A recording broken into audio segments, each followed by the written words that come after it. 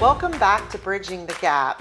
We're here today with Jake Abel. If you were with us in our earlier segment, we talked about the onboarding, the hiring process, and I want to transition now into more of the payroll. So, that's probably the first question any employee would say is how much am I going to get paid and when do I get paid? Right.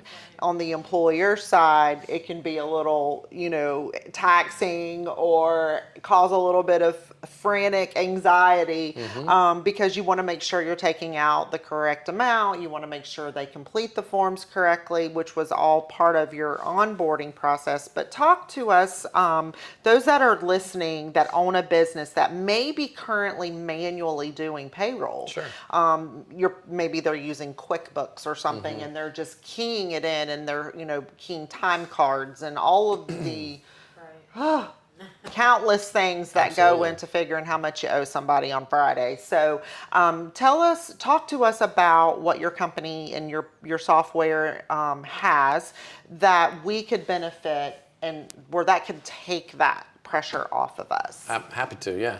So you talked about timekeeping. I think that's a good entry point into this conversation because a lot of companies are going to have hourly workers, and so you need to capture time. So as an example, let's say you're a restaurant. There's a good chance your employees are probably clocking in and clocking out at that point of sale cash register at the front.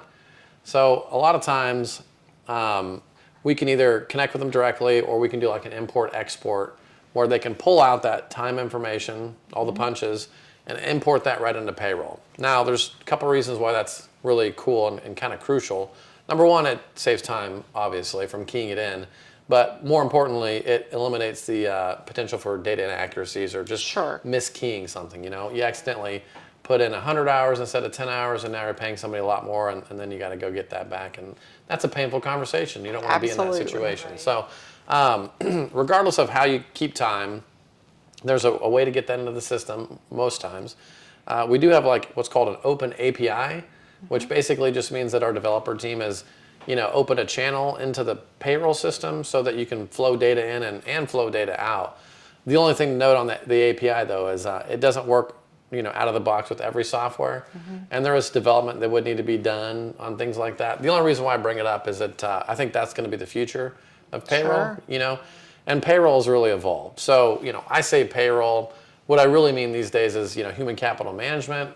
Hire to retire.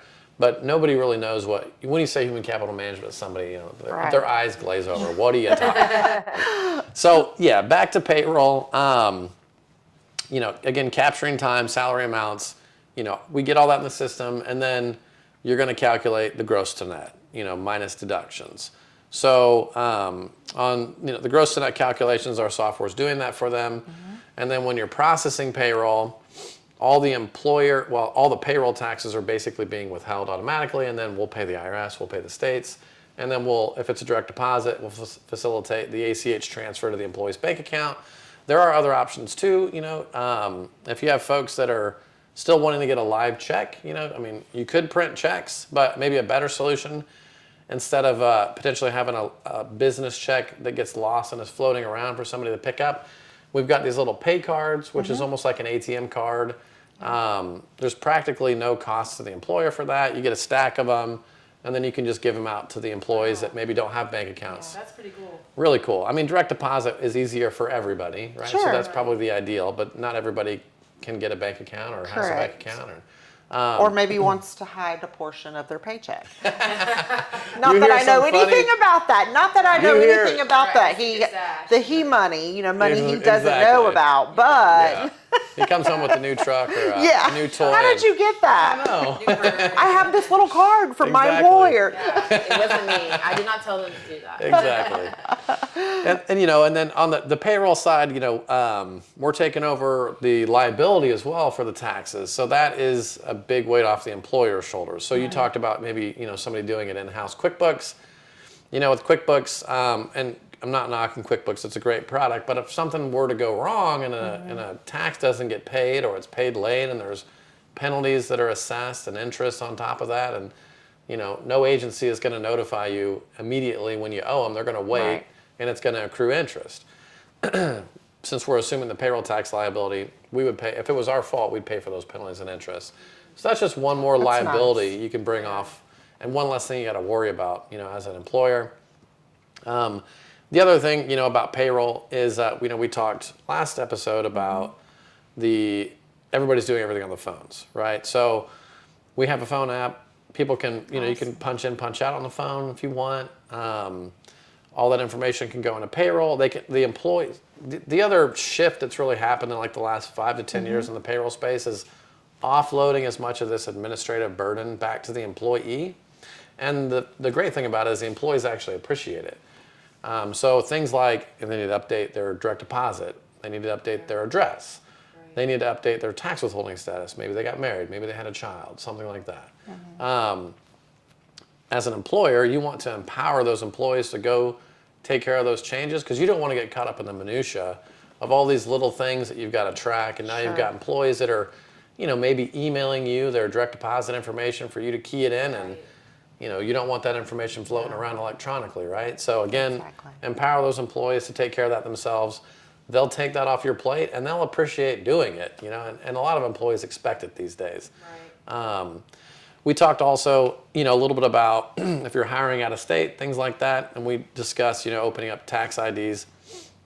So the nice thing is too is, as we're opening those tax IDs and we're getting those tax account numbers, for those employees that maybe you hired out of state, we're going to be paying those additional states as well when the time comes to make those payments. And then as far as payroll's concerned, depends on how much payroll tax liability you have. Sure. So I think it's over $100,000 in payroll tax liability. The IRS wants the money, sooner rather than later, but probably most businesses are going to be what's called a monthly depositor for an IRS. Regardless, we're going to capture that money each payroll and put that money aside basically. And there's 2 reasons why we do that. Number one, it's a great budgeting tool for the employer. Absolutely. We don't want to, oopsie, I spent the payroll taxes on a marketing budget because I forgot I had these payroll taxes to pay. So we'll set that money aside. But also we talked about the liability. If we're liable for it, we want to make sure that we have those funds to make the payments on time. And then as far as, we make the tax payments, and then every quarter there's a quarterly payroll tax return that needs to be filed with the feds and with the state. And then at the end of the year, you have W-2s for the employees, a W-3 for the employer, a 940 annual payroll tax return.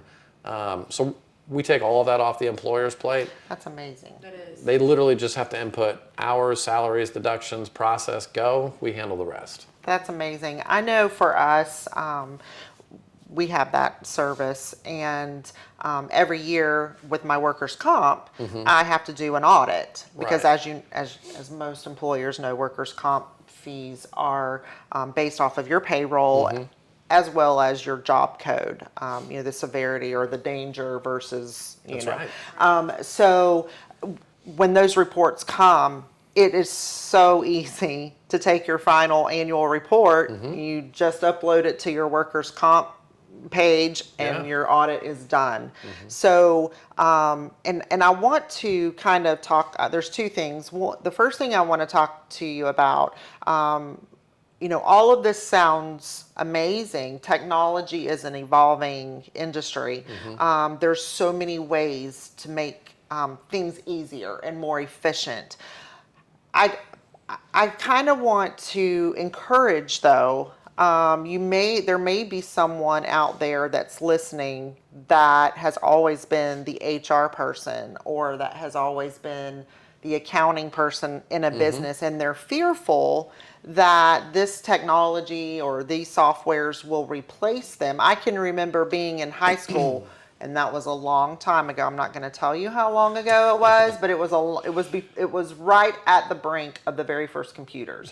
So, believe it or not. And I remember the fear that teachers were expressing that one day computers would teach students and teachers would go away. And I remember specifically hearing someone in an executive position with the school board say, that's false, because there will always need to be a human. Computers are not perfect. That's right. And now we have AI, and they try to, encourage everyone to use that, and it has its place. but it could also be wrong. Right. We did a podcast one time on Google doesn't know Medicare. Right. You know, those software or those computer systems only know what's put into them by a human. Exactly. You know, so I think that for a business owner, I would not say, call Jake, fire all of your accountants, fire all of your Absolutely. HR department, because Right. there's still going to have to be the face to face, and that's what Right. makes people. But what's so amazing is that department or that person in that business can now help even better. Exactly. Because they're not spinning their wheels on payroll and applications and tax payments and Right. timekeeping right. and all of these things. So it's not that it's taking your job away, it's actually making your job better. Exactly. Making you more productive too. Yeah. Like it's going to make you productive in other areas. Like for me, like I handle payroll, but if I spin my wheels constantly doing our accounting in our agency of 6 employees, I would never be able to see my clients. I would never be able to go out and service my clients. So you bringing me on to do that, very quickly we learned, okay, you need more to do. Yeah, like immediately, Yeah. and in a small business specifically, I think it's vital that in order to become in the future not a small business, but maybe a medium or large size business, Sure. you have to make wise choices in the beginning, because the choices you make today will project your future for tomorrow. And I know that when we did start growing and we brought Savannah in as our CFO, at the time we weren't really operating in the Medicare realm, and then all of a sudden Medicare starts booming, and I'm like, what are we going to do? Sure. Savannah said, listen, I don't have time to figure, okay, don't slap us, but we were using paper cards Sure. for time. For time cards. We didn't even It's- have a machine. Like a punch. I'm We not didn't have surprised. that. Yeah. We at the time we didn't see a need for it. Right. But it wasn't very long after we started adding to the employee, Right. area of our business that we realized, man, this is way more than what we have time to do, what we Sure. know how to do. Sure. And so we started looking for a payroll company. And even now, all of our stuff is not, she still has to do timekeeping, I Right. think, and, Yeah. and reconcile every week. Every week. Someone misses a punch or whatever. Absolutely. So I want to say again, I don't think that a company should, again, go out and fire all of, your people that you have. I think that it could make your company better if you bring in resources and tools like Jake has to offer, incorporate them into your people and let your people service, Right. with a personal touch. Absolutely. From an HR or a payroll perspective. And you guys said this in the last episode, and it's a thought that I keep hearing in my head. I just want to share it. Generally, maybe we'll dig deeper later into another episode, but making the decision to go from a small business to a large business is one number. 49 to 50.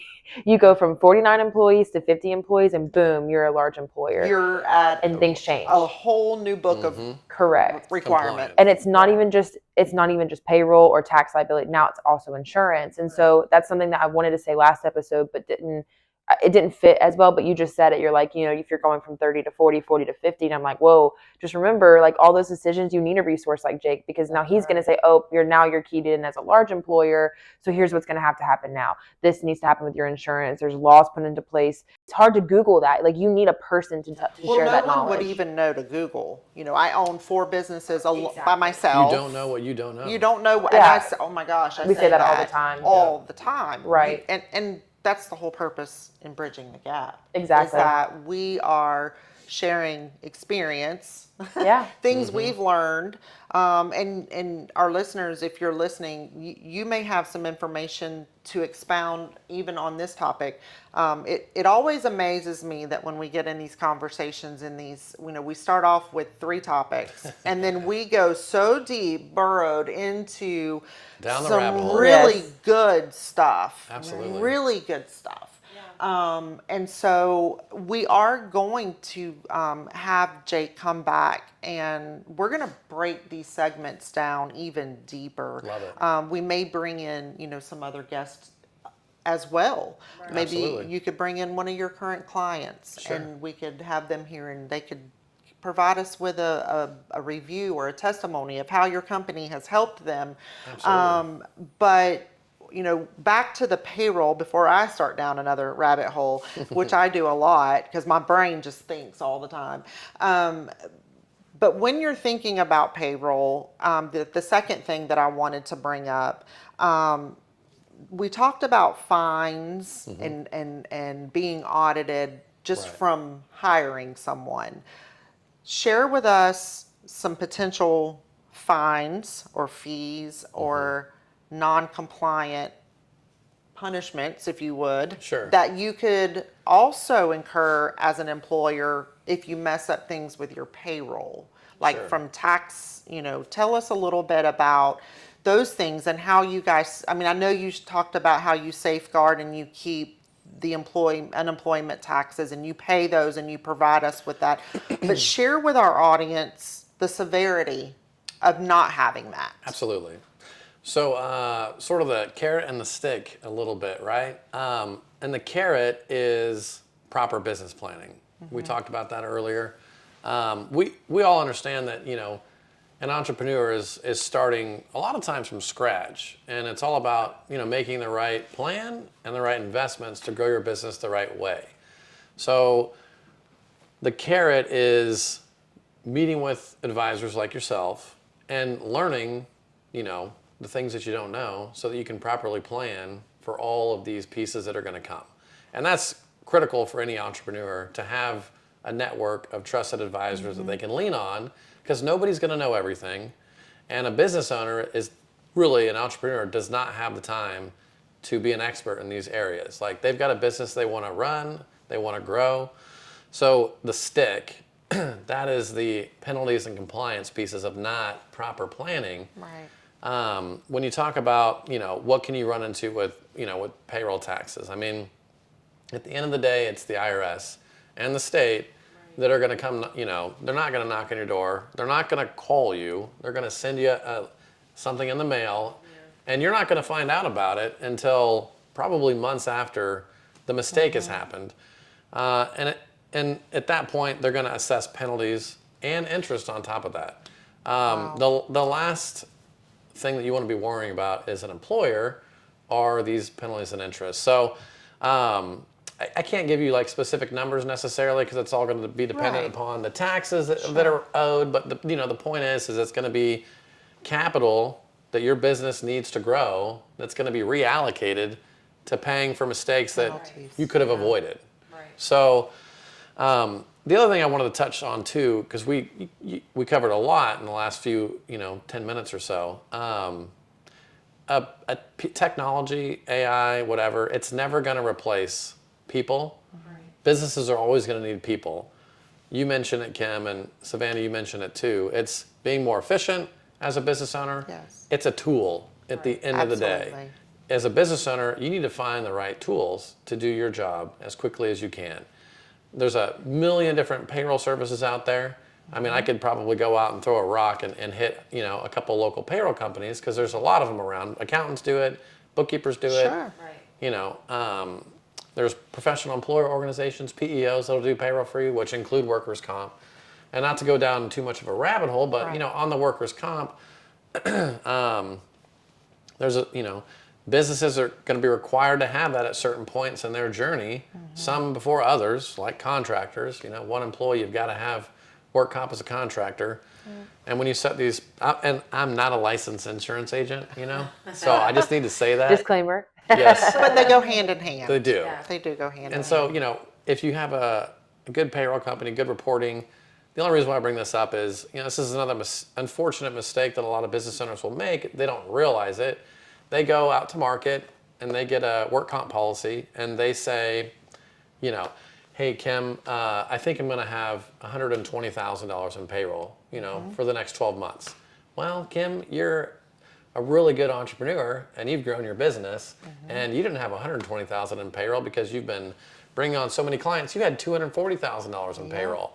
Well, you're not going to find out how much you owe in addition to that until you go through the workers' comp Annual audit. yeah. And then you're going to have, potentially double your premium. Yes. And workers' comp premiums aren't inexpensive. I mean, they're critical and they're required. You don't want to have a surprise. The reason why I bring that up is, if you're starting a new business and you're getting workers' comp, one of the things you want to be aware of is making sure you're tracking how much payroll dollars you have on each class code for your premium. We can do that through a very simple reporting system, and you can run a report month by month, payroll by payroll. Here's my projected premium, which is what I'm assuming I'm going to owe. This is my actual.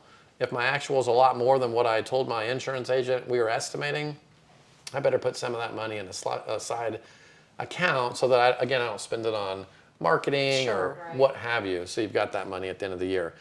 That's really good information. Right. And to share our experience with that as a business too, like finding maybe a resource or a company that you can even report weekly. So that's what we do. Like we report our payroll weekly. I cannot recommend that to listeners enough. It's just so much easier. Like, yes, it's one more thing to do, but payroll takes 10 minutes. Reporting it to the workers' comp company takes 2. Right. So you allot 12 minutes of one day a week to report your payroll to avoid penalties. And these are things that, once again, like we found out opening a small business. She had to teach me. And I asked her, I said, why do we do this every week?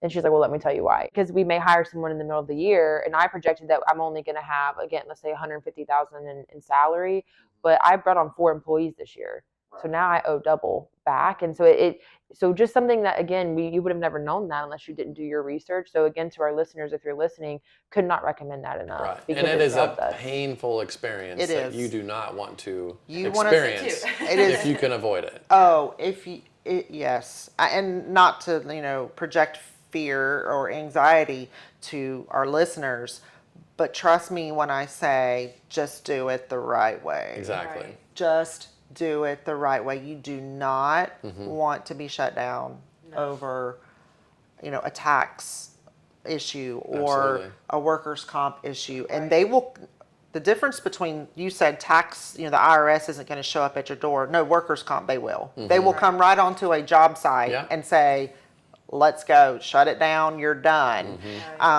It's not worth it. It's not worth it.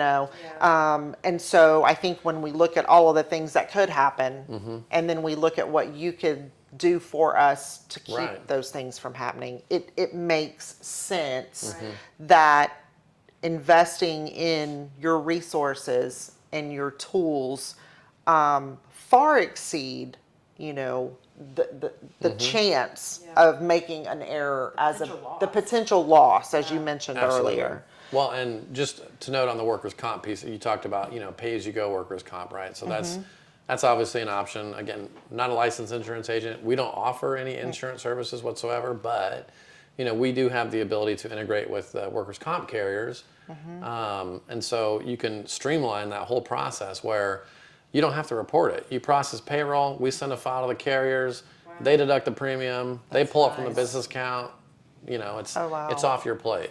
Yeah. And that's truly where technology is taking businesses, is building those workflows, those automations into the system so you don't have to worry about it. Right. It's just done. Right. That's awesome. Well, I think that's, some really good. Jake, is there anything else from the payroll perspective that you would like to share and with our listeners? Sure. Tell us. The only thing I would share is, if you're looking to maybe do it yourself versus hiring a professional company to handle that for you, some of the things that you'll find a massive benefit in is every client's going to have a dedicated account manager. So if you have questions, you've got an expert that you can call that can answer those questions for you, and you don't have to spend time on Google. And as I use Google every single day, Google is amazing. I've learned so much from it. I can find so much from it, but it's not always 100% accurate. Things change, laws get updated. That doesn't necessarily mean that you're going to land on the exact page that you need to.